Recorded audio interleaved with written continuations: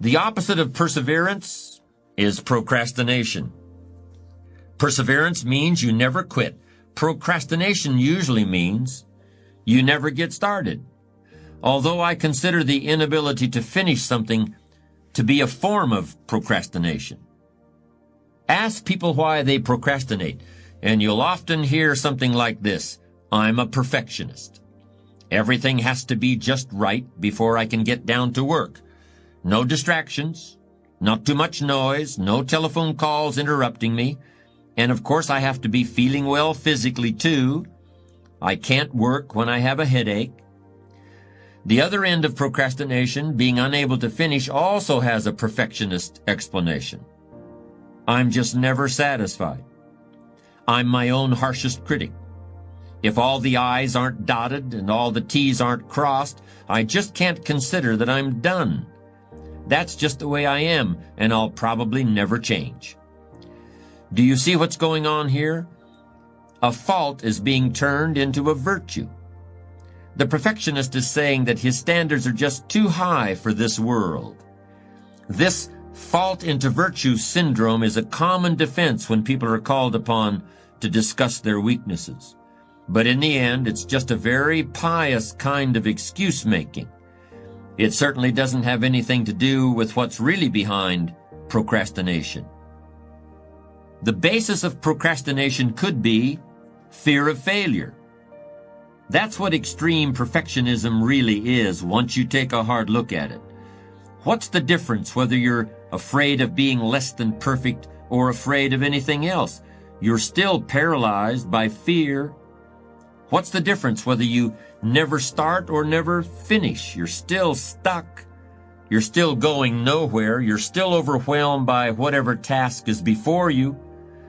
You're still allowing yourself to be dominated by a negative vision of the future in which you see yourself being criticized or laughed at or punished or ridden out of town on a rail.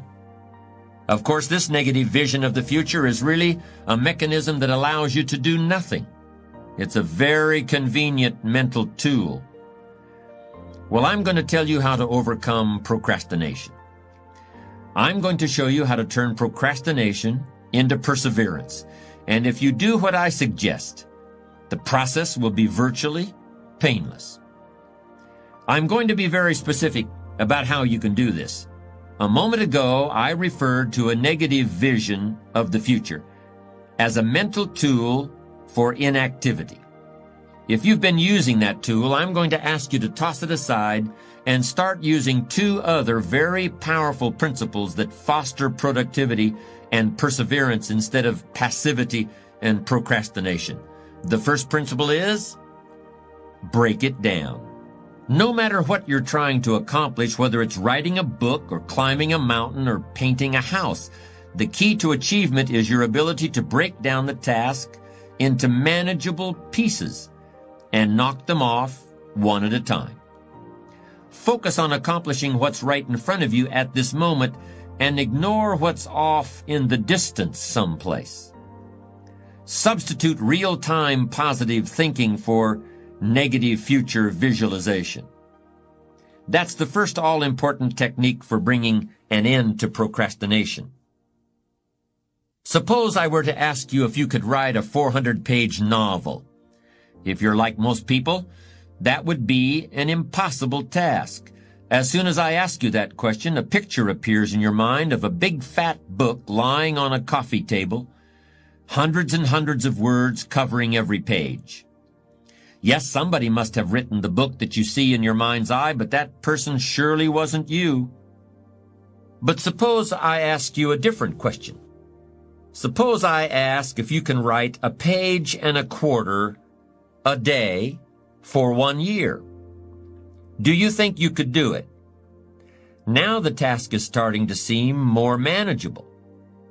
We're breaking down the 400-page book into bite-sized pieces. But even so, I suspect many people would still find the prospect intimidating. Do you see why?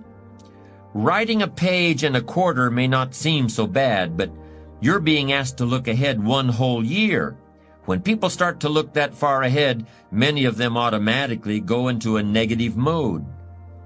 So let me formulate the idea of writing a book in yet another way. Let me break it down even more. Suppose I were to ask you, can you fill up a page and a quarter with words not for a year, not for a month, not even for a week, but just today?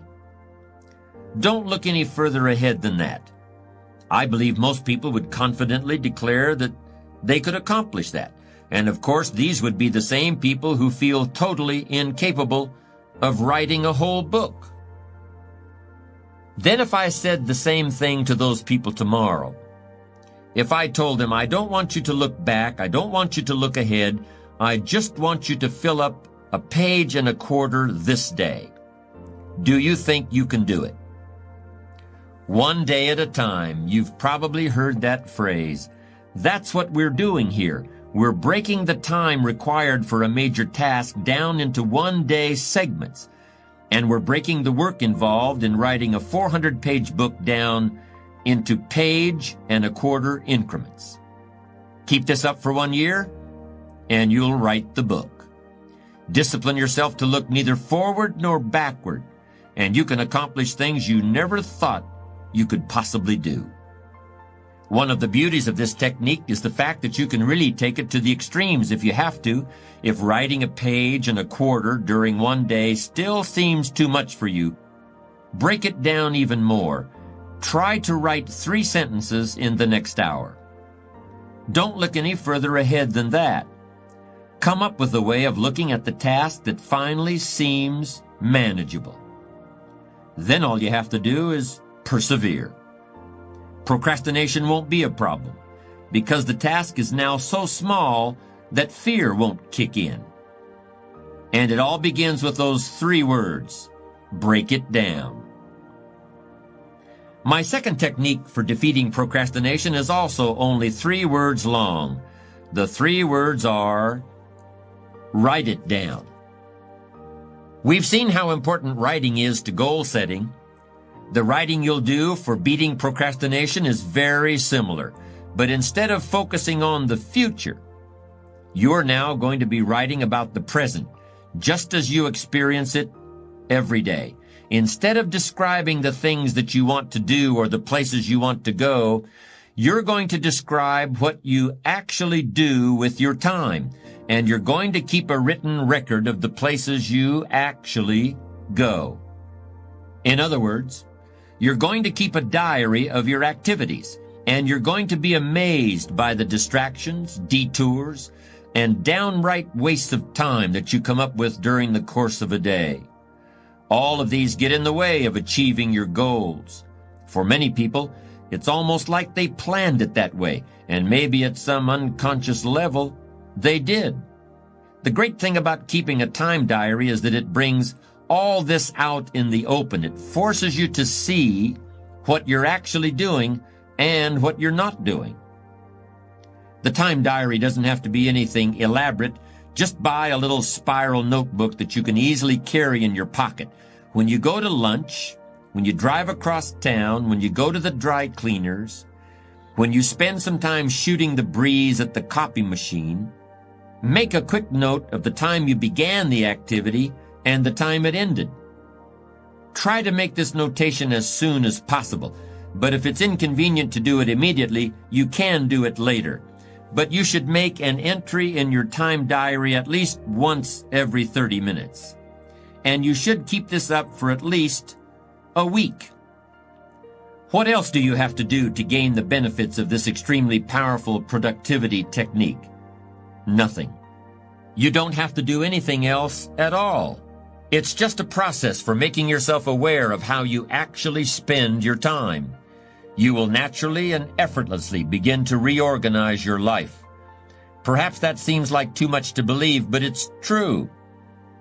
When you're forced to write down the fact that you hung out at the coffee machine for 15 minutes today, you'll think twice about doing that again tomorrow.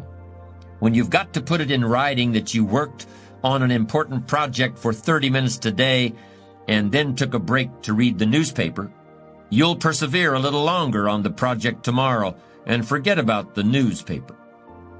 Just try keeping a time diary for 1 week, and you'll see how it can revolutionize your ability to focus and achieve your goals. Break it down, write it down. Very easy to understand, very straightforward. But these are powerful and effective productivity techniques. This is how you put an end to procrastination. This is how you get yourself started.